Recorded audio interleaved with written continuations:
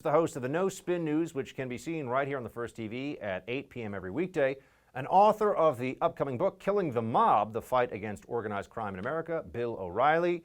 Bill, thanks so much. Good to see you. Sure, Buck.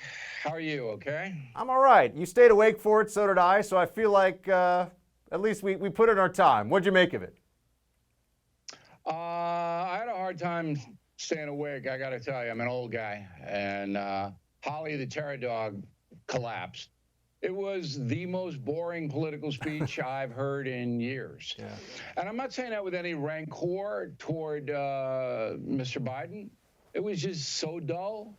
I couldn't believe it. I don't know how anybody could sit through an hour of that, because it was all general. Oh, we're going to do this. We're going to save the kids, and we're going to save everybody. We got plans. We got a lot of plans. COVID relief plan.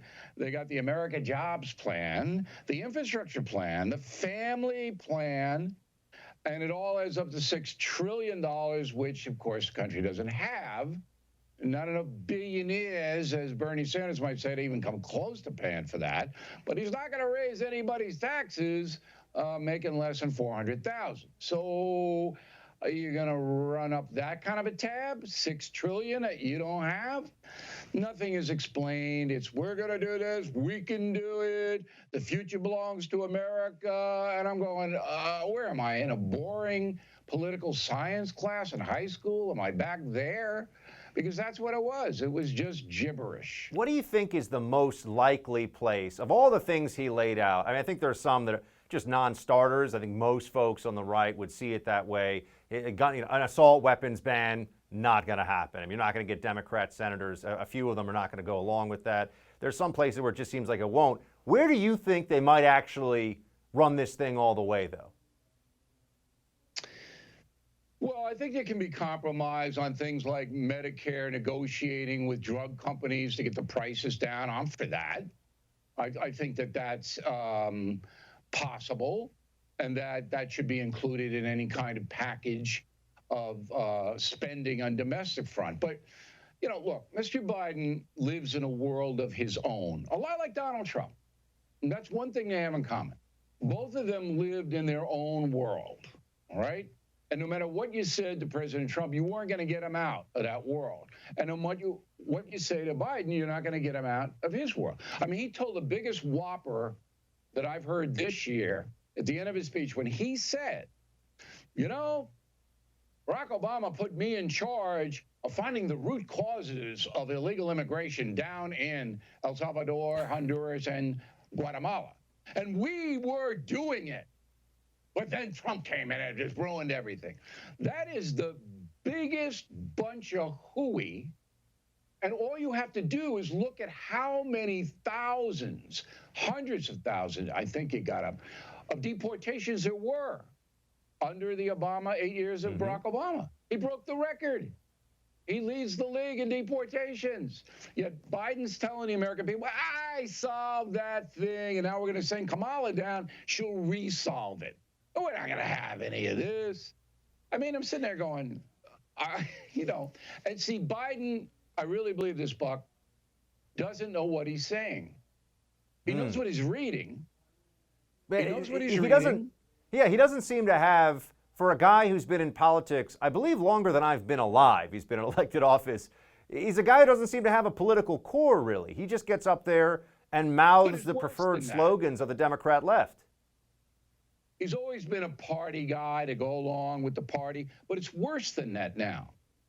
He doesn't understand what he's saying. He believes that spending $6 trillion and the government taking over the private economy is going to lead to prosperity. He believes it, all right? Because he doesn't know anything about macroeconomics.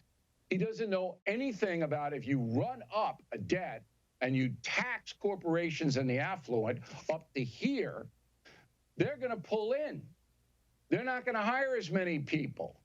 They're going to raise prices all over the place on working class. Look at gas prices. Did he mention gas prices, Biden? No.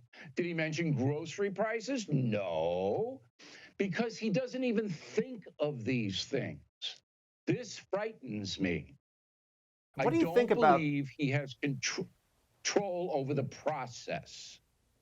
You think that people around him, the advisors, are pulling the strings? I think that's a fair assessment based on the kind of stuff that he's saying, which he did. He wasn't saying. It's noteworthy. A lot of this stuff when he was running for president, it really does feel like the people, whoever was undecided was sold one bill of goods for the Biden that they were getting in November of 2020, and now you're having somebody. I mean, you could have had any of the Democrat candidates give the speech that he just gave. You could have had Castro or Booker or Sanders or Warren. Look, he doesn't know what he's saying day to day. So if you said, well, back in October, Mr. President, you said this, but that's totally opposite of what you're saying now. He wouldn't be able to process that, Buck. He wouldn't be able to process it. He is out there as a figurehead. He is given words to say. He doesn't know what the meaning of the words are. If you step back and you look at really what the man said tonight, the federal government's going to take over the economy, all right? It's going to run it and create gazillion jobs. A bajillion jobs, paying yes. Great wages for people who never went to college. So you don't have to be smart. We're going to create your job and give you a job. We're going to pay everybody six figures to make solar panels, Bill. Yeah, all right, whatever they're going to make. Right. All right, they're going to run the police. We're going to take over police reform. That means we're running it from Washington. We're telling the people in Wichita, Kansas, what they have to do. They're going to run education. All right, they're going to run it, and they want critical race theory taught. That's what's going to be taught. They're going to run the elections. The Constitution gives the right to each state, all right, to run the election. But nope, federal government's going to take it over. What is this? Add it all up, and it's the big S, socialism. Central government, powerful, uses the IRS to enforce. The only telling moment in this speech tonight was when he said, I don't want to punish anybody. Yeah, sure. See, I'm not paying my fair share, Buck. I guess you're not either. You did pretty well. In New York now, they're telling you might be paying like 55, 60% if Biden gets his way, which is not that far from what people pay in Sweden. Because the fair share isn't an objective standard. It's whatever Biden, Bernie Sanders, and Elizabeth Warren want it to be.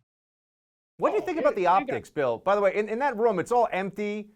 I didn't even see any Republicans. I mean, I couldn't see any of them. You had a bunch of Democrats. You had Pelosi and Kamala flanking the guy.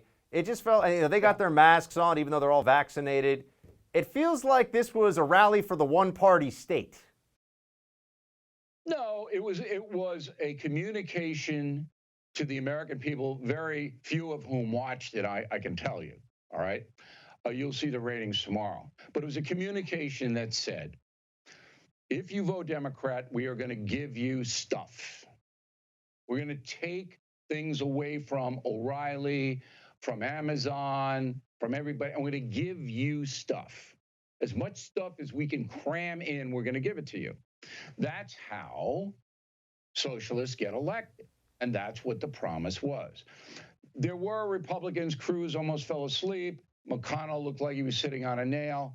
But the highlight of the gallery to me was Chuck Schumer's suit, which I know he borrowed from Superfly. Did you see the color of that suit? I can't say that I did, but I will definitely check it out now. Very impressive. How do you beat Santa Claus? I mean, if Biden is effectively Santa Claus here, but the presents he's giving out come out of your bag there, Bill, how do you beat him? How do you convince people that the presents aren't actually free? Well, the only thing that can save the country, and I hate to say this, is if the economy goes into decline late this year, because then you'll have the 2020 midterms. If the economy tanks and people are really feeling insecure about it, they'll vote the Democrats out, because there's no mandate for the open border policy that Biden has imposed. Most people don't want blanket amnesty. That's what he wants. I mean, the far left policies only have support about 25% of Americans. The other 75 are either opposed or they're kind of gauging how much can I get Now you're going to pay my babysitting costs. Okay, that's child care. Then I'm going to pay all my pre-K costs. Yeah, we'll get that. And now community college, you're going to pay all those bills. That's good. You're going to extend Obamacare, that you're going to health. Then I'm going to get a guaranteed job with a guaranteed wage. And if I'm food insecure, you'll give me more food. And if I need a house, you'll give me a house. It never ends. It never ends. This is Sweden on steroids. This is the socialistic model in Europe, but there's only 10 million Swedes, and in the winter they can't come out of the house. All right, so we have 340 million people here, and you can't do this. It's impossible. You think that Biden's going to? You think that they're going to pay a little bit of a price bill for what feels like dragging out? You've seen some of this stuff with Fauci and the CDC guidance, which it's like you have to break out a flow chart. I'm with 3 friends, 2 are vaccinated, 1's a kid. It just seems like madness. You think people are getting fed up, and that might actually turn into something as a problem for Biden? No, I don't see that as a problem for him. People are fed up. By summer, the masks will be mostly gone. The only private industry can demand you wear one. I think if you go to the ball games and the concerts, you might have to. But that's receding, all right? And I would have liked to have seen Biden congratulate Donald Trump for getting that vaccine so quickly, which is a miracle. If you don't believe it, look what's happening in the EU and in India and in Brazil, where they don't have the vaccine. We invented it. And the only reason we invented the vaccine, Buck, was because of capitalism. Private sector. That's right. If we had a socialist government, we wouldn't have any vaccine. It wasn't Fauci with a couple of Bunsen burners working for the CDC, that's for sure. It was actual capitalism. You're right on that one, Bill. Belgium hasn't come up with the vaccine. Did anybody notice that? So because Trump said to Pfizer and Moderna and Johnson & Johnson, you get this vaccine and we'll pay you billions of dollars for it. That was Operation Warp Speed, and it worked. But to listen to Biden, he's the magic wand guy. That's okay. The Biden administration has rolled that vax out okay. You want to be fair. But Americans have had enough of it now, all right? But again, the Democratic Party wants to run everything. And then if you, American people, continue to vote for them, your individual freedom is going to go like this. Whoop, right that's for down sure. The drain. We've already seen that one. Because they don't want you to have money. They don't want you to have stock investments. They don't want you to have financial security. They want you to be dependent on them. That's the end game. Bill O'Reilly, everybody. Bill, great to see you. Thanks so much for joining. Appreciate your perspective.